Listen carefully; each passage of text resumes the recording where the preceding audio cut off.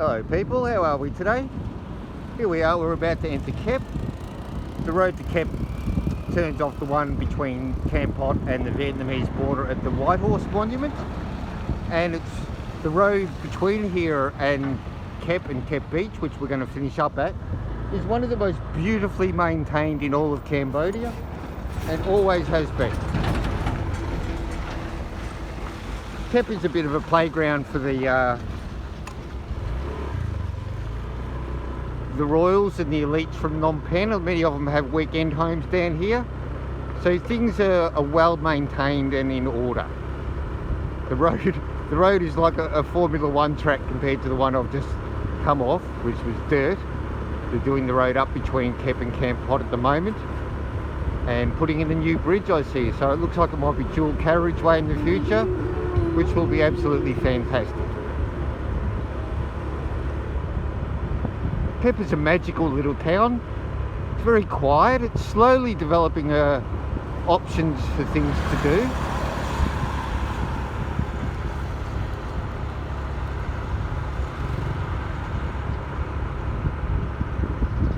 It's got mountains that are within it that are still covered in rainforest, which is wonderful. It's preserved. To our right, we're riding along the coast, and at times we might get glimpses of it, and if we get close enough that we can see before we hit the beach, I'll show you. But this ride itself, I plan to terminate at the beach.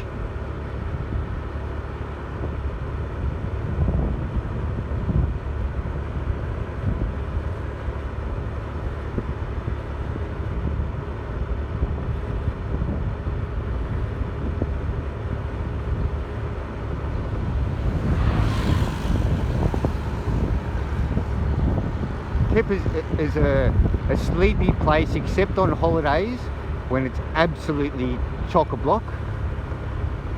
The most famous thing here is the crab market, which when I first came about 20 years ago, the crabs really literally were dirt cheap, and the market was bare bones. It was jetties over the water, and there were crab boxes below the restaurants that they'd bought off the fishermen each day, and they'd haul them up, and it was like $5 a kilo or something. Now I think it's gone up about 3 times in price, but still compared to the West, an absolute bargain.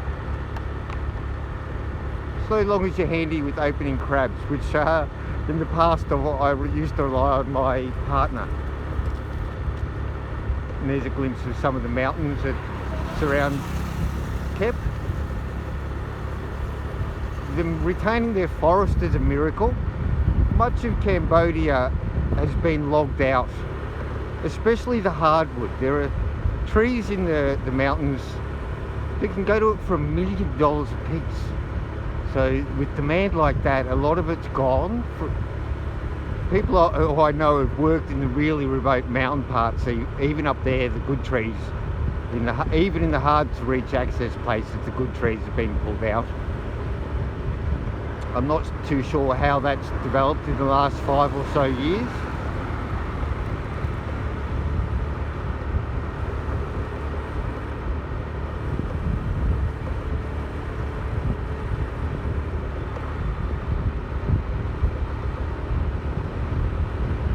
Apologies for any distortion due to the wind.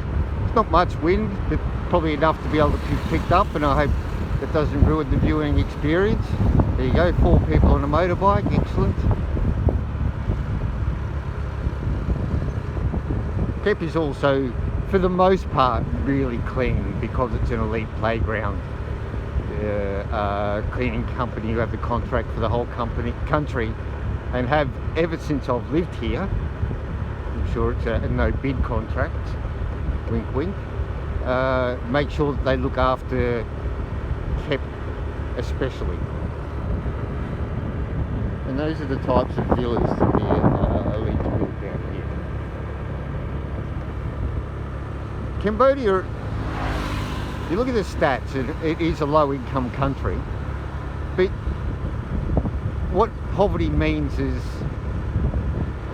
interesting in person, because really in Cambodia, outside the tourist spots, You don't see many beggars. A lot of the beggars in the tourist spots are professionals. The mentally ill that wander the street in the town I used to live in Sihanoukville obviously had families because they were all clean and maintained, and they'd walk around talking to themselves. I don't really see that many homeless in Camp Pot. But the point I was getting at with the wealth, the rich here are really rich, like really rich. Money buys more power, which in turn buys more money. And your dollar goes a lot further here.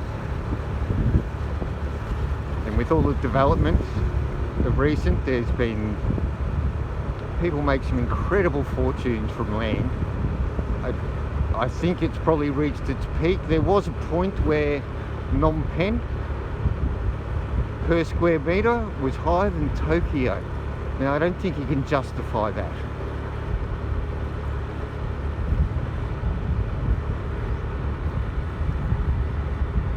And there's a mosque here in Kep. I've done videos on the Cham people. If you check out my playlist, Cham people are maritime people, so along the coast of Cambodia and along the rivers, that's where they tend to predominate.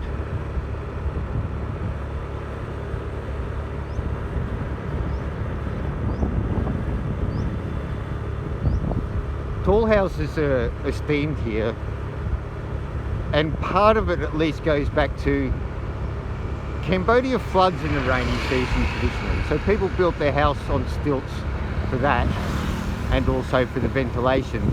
So having a big house is a way of protecting yourself from floods, but it's also a way of gaining face and prestige.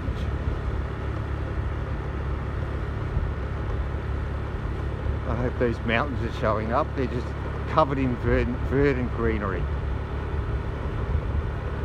Kep makes you want to just go to sleep. If you're looking for action, don't come to Kep. If you want to go nice and quiet with some decent food options and a broader range of accommodation from super luxurious to budget, it's a bit of a bargain. Kep is it.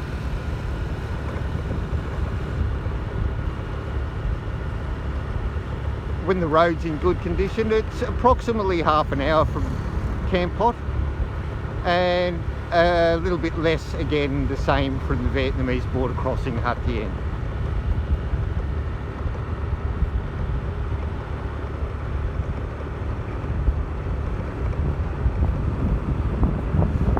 And to my left I can just see the ocean, lovely and blue, but I won't pan because it's a little bit too far for it to be captured by my shitty iPhone. But we're getting a bit closer now. After we'll hit a roundabout soon, and one way to the right will take you off to the crab market, which I'll visit later for a bite to eat. But we're going to go straight ahead between two hills, which leads directly to Kep Beach. Kep Beach is not big, but it's a nice little spot.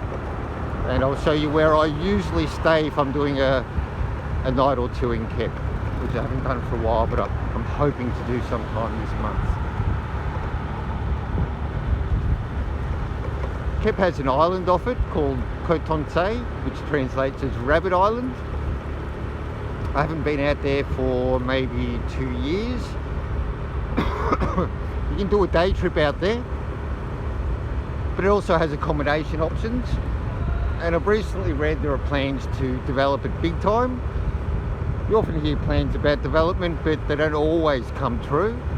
But there's a possibility that Rabbit Island, Koh Tonsay will be developed. So go and check it out now while it's still just shacks and beachside restaurants.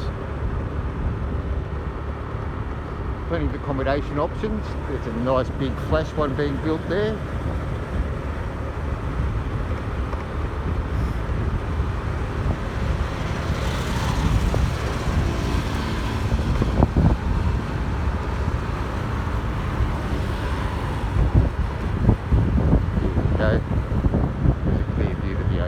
how close we are. I have the camera to pick it up. It's a lovely day. It's only a slight breeze. Ocean's blue. You can see various islands which you're not going to be able to pick up on this camera, but later when I do a piece at the beach, I'll point out Koh Tonsay and Phu Quoc, which is a Vietnamese island, which is actually west of Camp Pot as the crow flies. So it goes over the border, the maritime border goes west. Phu Quoc has got an airport and it's rapidly developing. It'll be Vietnam's Phuket.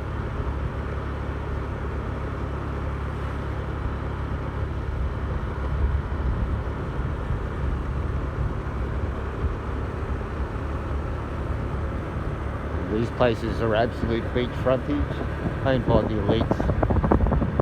You have to have one of those. The beachfront along here is not that great. It's kind of a little bit muddy, as much as sand, but still having beachfront property, the breeze and the view.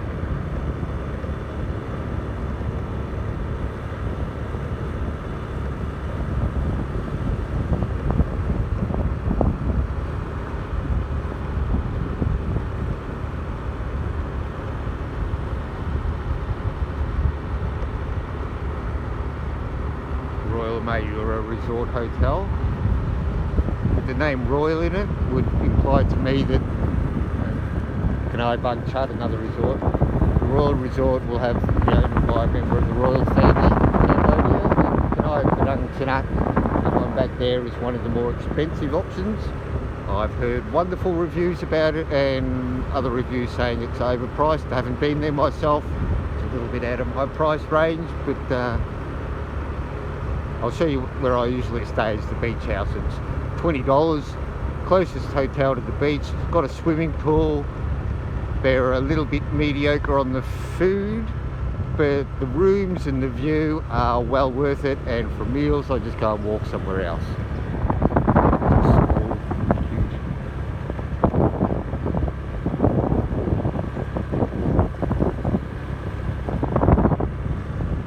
Here we go, we're getting into the heart of Kep. We go in a valley between two mountains, and that's a great big new development going up there. Wow. I really hope that they preserve the trees on the mountainside here. It's part of what makes it going to being a special place. The royal family do have a dedicated residence, which I'll drive past later. It's, of course, the best location in town, as you'd expect. Cambodia is a monarchy. We are the Kingdom of Cambodia. It's a ceremonial role. The king holds no actual power.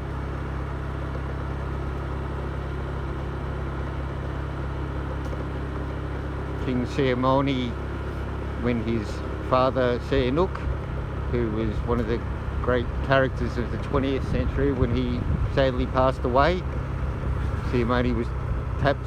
It's not primogeniture here, it's not the oldest son, it's by a royal council who decide, and he was tapped. He was a ballet dancer in Prague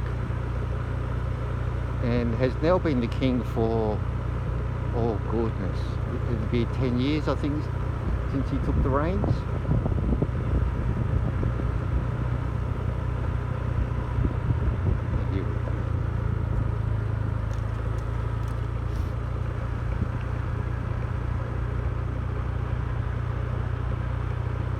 Hired a motorbike today because the road between Kep and Camp Pot is being done up, and my front wheel's a little bit wobbly on the motorbike. I decided to hire one for $5 from my friend at Romantic Tours.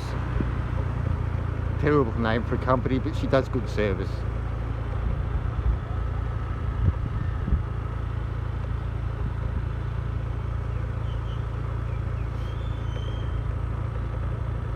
And here we go. And everything's just lovely and peaceful, good. It's a quiet day. It's not a weekend today, so I'm not going to be encountering hordes of people from Phnom Penh. and I'll try and find somewhere that I can just park and walk down and give you a quick look at the beach. But I'm going to go for a swim there later, and I'll show you more of the beach.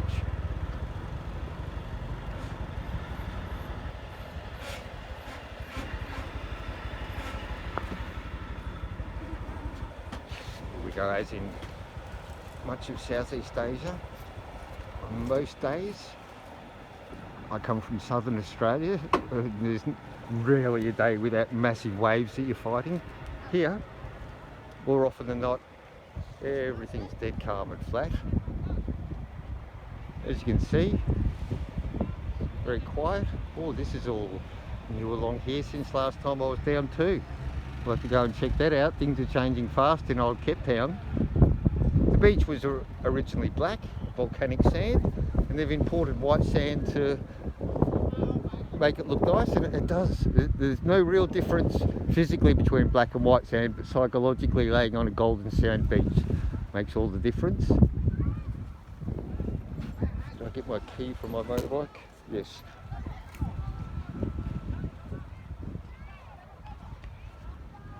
There's the mountains around Kep. And there's the little one. Behind that is the crab market. There's a coastal road running around there. And this is something new too, dividing the beach in half. I'm not sure what the purpose of this is.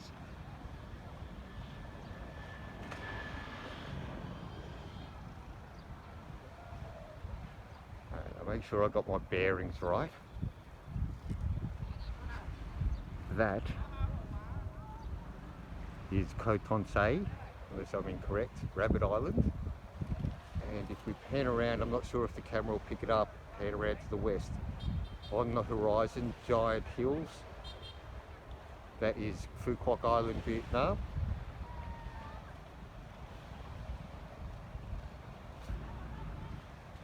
Okay people, well, I'm going to do a few things here in Kep today, and I'll film a bit of it. I hope you enjoyed that little ride with me. Kep's well worth a couple of days if you're looking for somewhere for a break on your hectic travel schedule through Cambodia or passing through from Vietnam. Just want a little breather. Here's a good spot. Okay guys, catch you later.